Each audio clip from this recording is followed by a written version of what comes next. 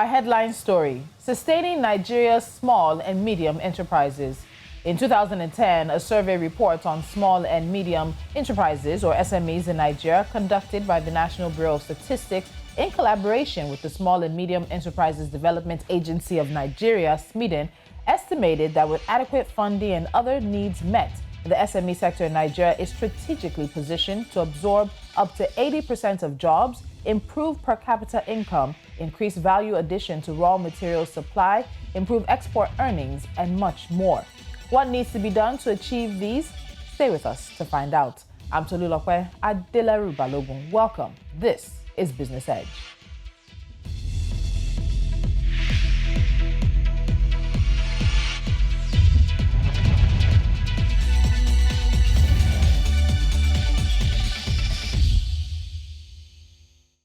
The small and medium enterprise, or SME sector, is the backbone of many developing economies, since it's an important contributor to employment, economic, and possible growth. In South Africa, SMEs account for 91% of businesses, 60% of employment, and contribute 52% of the total GDP. In Nigeria, SMEs contribute 48% of national GDP, account for 96% of businesses, and 84% of employment.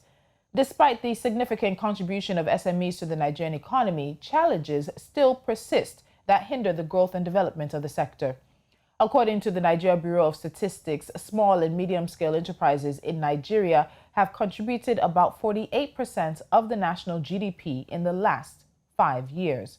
With a total number of about 17.4 million, they account for about 50% of industrial jobs and nearly 90% of the manufacturing sector in terms of number of enterprises.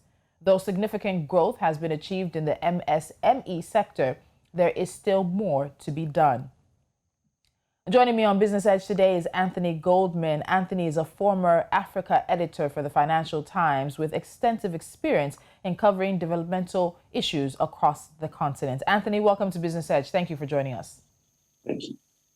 So let's start with some of the numbers involved. So according to SMEDEN, a national survey which was conducted in 2017, unfortunately, that is the last available survey on SMEs in Nigeria, there are around 41.5 million small and medium enterprises in the country.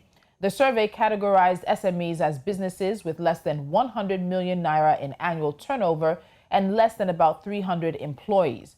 But there is potential for a lot more. However, we know they face many challenges. Now, looking at some of the reporting you've done and some of the coverage you've done in terms of SMEs in Nigeria and possibly across the continent, what are some of the issues that they faced? Well, I think the first thing to say is that small and medium-sized enterprises are the foundation, if you like, of a liberal economy. They're the foundation of middle class, and they're the foundation of a prosperous and stable democracy. So I think that this isn't a statistical exercise. It's not an academic exercise. It is, it's important for the economy. It's important for peace and stability, and it's important in all kinds of ways. And I think that that's why it's important to look at the strengths of small and medium-sized enterprises, what helps them grow, and what holds them back. And I think that in general, in most countries, I think there's a three-pronged framework, if you like. There's the issue of policy constraints, what government and regulators could or should do to help promote growth among small and medium-sized enterprises. There's infrastructure constraints. What are the problems in terms of? Thirdly, I think external constraints, the extent to which there's access to financing, the issue of whether the glass, if you like, is half full and half empty. And I think that the issue in particular, I think for Nigeria, is the extent to which small and medium-sized enterprises are can be coaxed out of the informal sector into the formal sector. That is to say, where they can be regulated, incorporated into the broader economy, that they can be taxed and actually brought into the whole scheme of things. Yeah, and so you mentioned policy, which is regulation, then infrastructure as well. And thirdly, you mentioned, of course, getting them from the informal to the formal sector. So let's look at one of the main things, which is access to funding. We'll get into the policy aspect of it. But here in Nigeria, and I know it would be probably the same across the continent, many small and medium scale businesses complain that banks are asking for the world. We joke that oftentimes that banks and financial institutions are asking for their firstborn when it comes to collateral or financing for their businesses. But on the other hand, you have a situation where banks and other lenders complain that some of these businesses don't have proper accounts, they don't have proper structure, they're not put together in a way that would make a financial institution comfortable enough to sort of bet money on the potential of the business. On the issue of access to financing, what do you think needs to be done to help SMEs grow and to scale up in Nigeria? Yes, I think that that's exactly the right question. And I think that there's really three issues here. The first issue is, what's happening at the macro level. How cheap is money? How cheap is money on the big picture, on the international stage? And I think we've seen this week in Paris, African leaders meeting with the international agencies, multinational agencies. France trying to help shape a new international order to ensure that as countries look ahead after COVID-19, that there are measures in place to ensure that inequality gap closes between richer and poorer countries, and within countries, the gap between richer and poorer closes. And I think the President of Ivory Coast, Alassane Ouattara, who is by no means a radical. I mean, he is a former, deputy head of the IMF. We're saying, look, this the Washington consensus and some of the old institutions are breaking down, and we need to look at new ways of helping poorer countries to compete. He said that not because it was a kind of an act of charity, but that this actually was in the common interests of wealthier countries as well as less wealthy countries. And I think that there are some signs of progress on that score in terms of the international architecture, if you like. And I think also in terms of commercial banking, I think that the availability of relatively cheap money in Europe, Asia, and America, where governments are very heavily in debt as a result of measures, there is likely to be relatively cheap money available. Now, the issue is by what mechanism and routes that can find its way into the best opportunities in Nigeria, in Africa. And I think that on that score, again, President Ouattara said that he was fed up with French banks charging companies in Ivory Coast double what they were borrowing on the international markets. So this is sustainable. That this actually, he said that local banks could access the same money, lend it more cheaply, and earn a lot of money for themselves, as well as helping to generate jobs, growth, and employment. And I think that the third area, and I think that this is maybe where things are the most exciting, are what some of the the private funds are doing.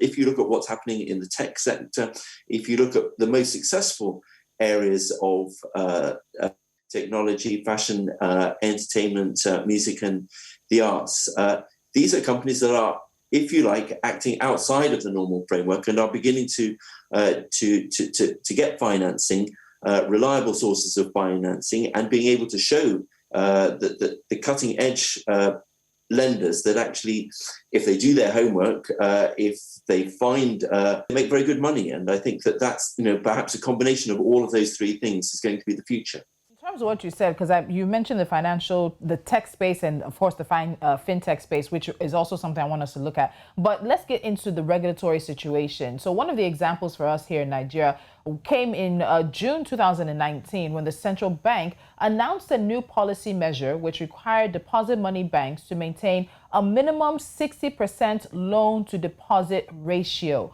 The CBN said that the objective of this was to grow the economy through making credits available to the real sector of the economy. So when you look at that as a policy measure, but then you look at the fact that when it comes to the issues around electricity, that's not being adequately addressed enough for SMEs, so that SMEs that are making money are not having to spend a large proportion of that money to electrify or to power their businesses. So you see one policy measure on one hand that looks to be quite good, but then you see some that are either not happening or even lacking. How do we sort of balance this out when it comes to those who are responsible for creating a regulatory space that then does power small and medium scale businesses across any country as it may be?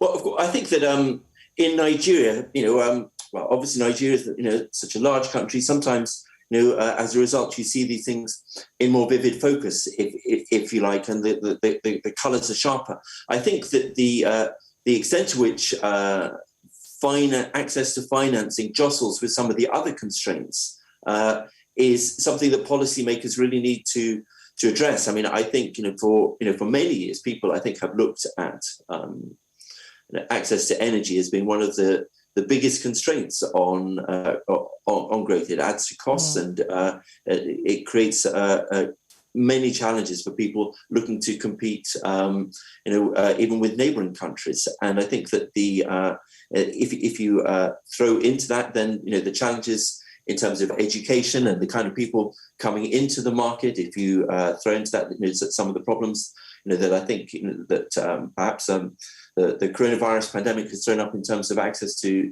healthcare in Nigeria and neighbouring states as well. It's a lot there for policymakers, I think, to take on board. And I think that just one step by itself isn't really going to provide a kind of the magic solution. I think that it's going to be a question of looking over time at what a portfolio of measures are going to do in order to create the conditions for growth. But I think that if you look at the fundamentals, I think if businesses are going to grow and then going to be coaxed into the formal sector, I think it needs to be a stronger infrastructure. It needs to be increased act. Needs to be confidence in the rule of law. I think it needs so that people feel that there's a level playing field and that there is incentives, if you like, to operate in the formal sector. And that's why I think that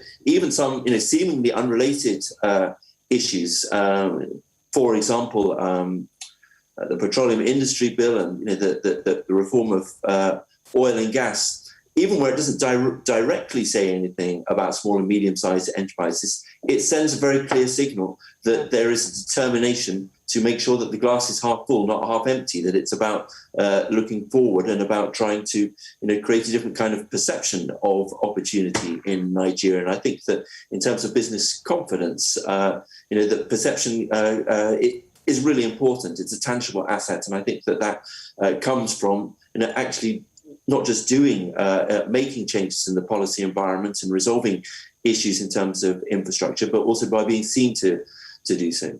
Okay, Anthony, we're going to take a quick break, but there's a number I want people to hold on to, 65%.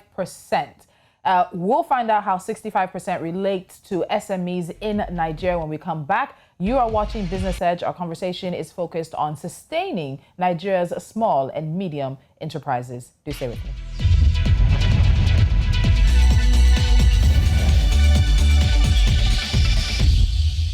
You're welcome back. This is Business Edge. My guest today is Anthony Goldman, former Africa editor for the Financial Times. And we're looking at sustaining Nigeria's small and medium enterprises. So before the break, I shared a number, and the number is 65%. So according to some reports, 65% of new businesses die within the first 3 years in Nigeria. Now, some of the reasons that SMEs fail in Nigeria are caused by internal and external factors, among which are poor management skills, lack of finance, poor preparation, poor knowledge of the sector and its value chain, and much more.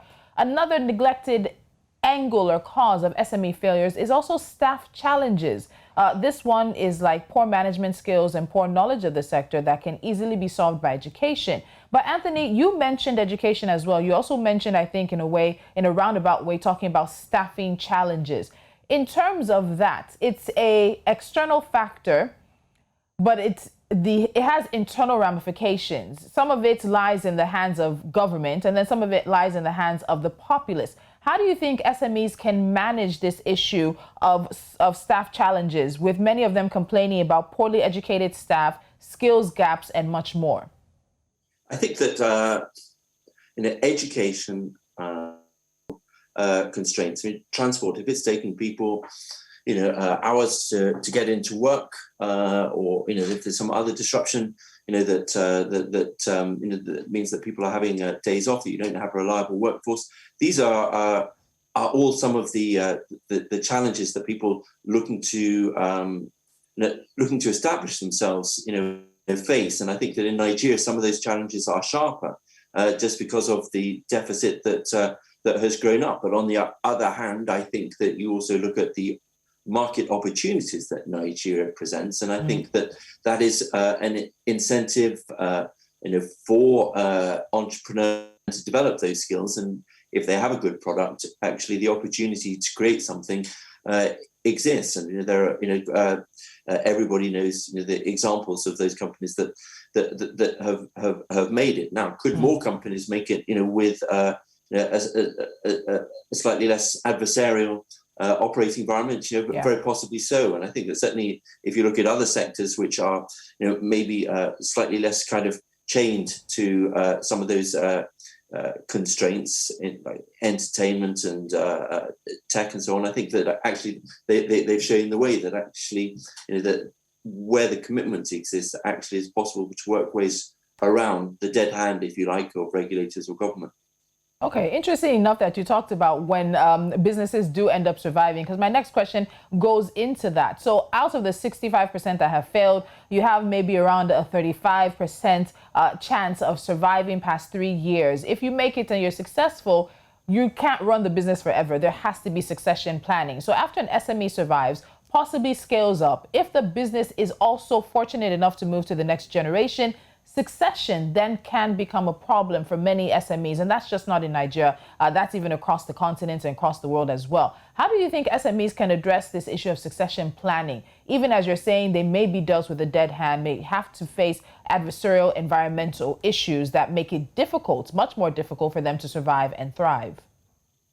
Well, I think that, I think part of the challenge, you have a vision, you put everything into it, you have your kind of identity, if you like, as an entrepreneur bound up in the fate of your small, if you like, in that process. And I think if you look at one of the more successful entrepreneurs in the United Kingdom, James Dyson, who creates vacuum cleaners and other tech-based products, the company still has his name.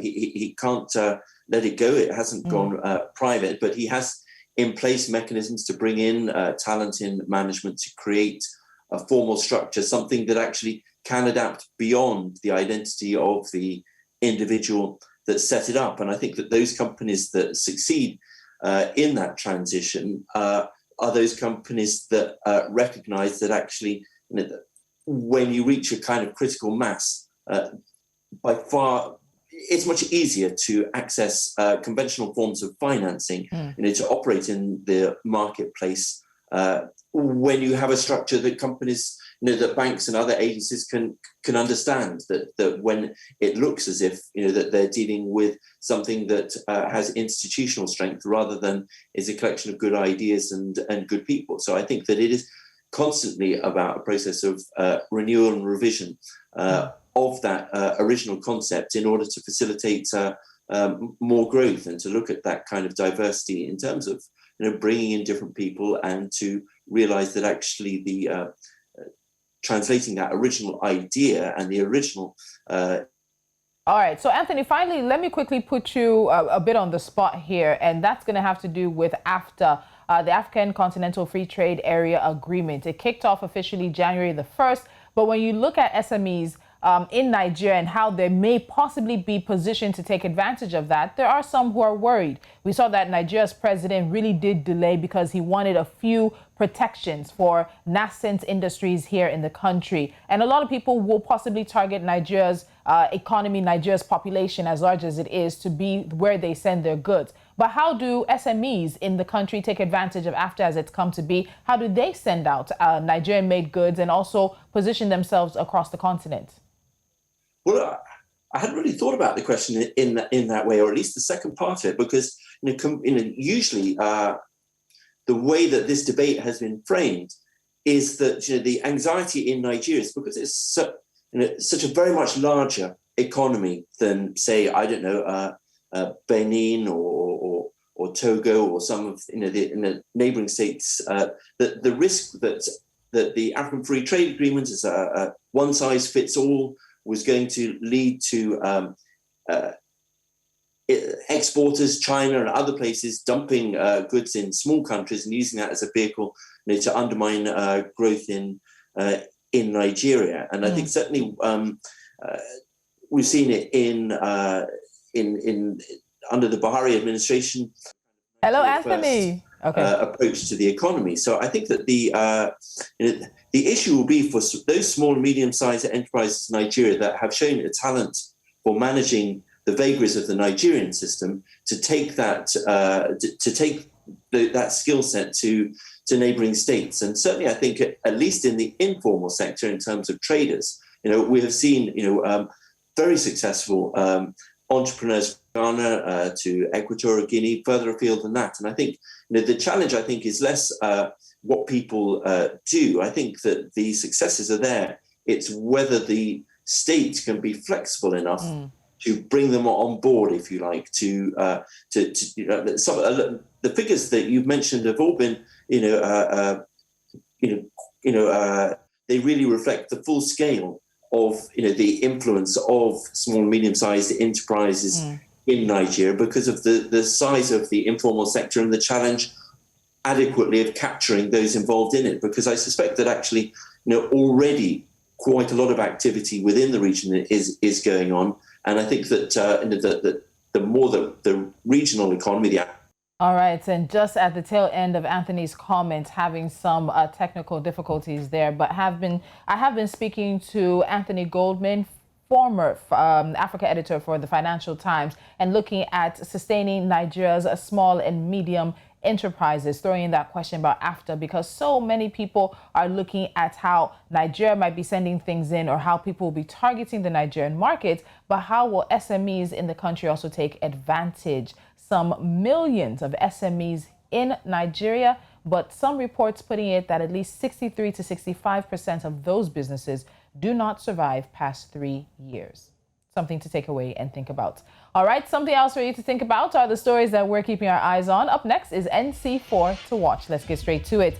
We are here in South Africa, where a judge is set to rule after the first ever case filed against the government over its alleged failure to crack down on air pollution emitted by power plants operated by Eskom and refineries owned by Sasol. Moving on, the International Finance Corporation has announced a plan to loan 5.4 billion Kenyan shillings to I&M Bank Kenya, the biggest subsidiary of I&M Holdings. The loan will be used to enhance the bank's capitalization and boost lending to micro, small, and medium-sized enterprises. Just the conversation we had. The World Bank has invested $200 billion in Africa over the past decade and intends to invest and mobilize another $150 billion to support the continent's development with a large portion of grants and long-term zero-interest rate loans from the International Development Agency. And finally, we move to Zimbabwe, where the Minister of Finance has announced that the government hopes to secure 60 billion Zimbabwean dollars from the private sector to buy some of the country's bumper corn harvest this year. And that's it on this edition of Business Edge. As always, thank you so much for joining me. I'll be back another day as we take you through business, financial, and economic conversations happening right here on the continent. I'm Tolulope Adeleru Balogun.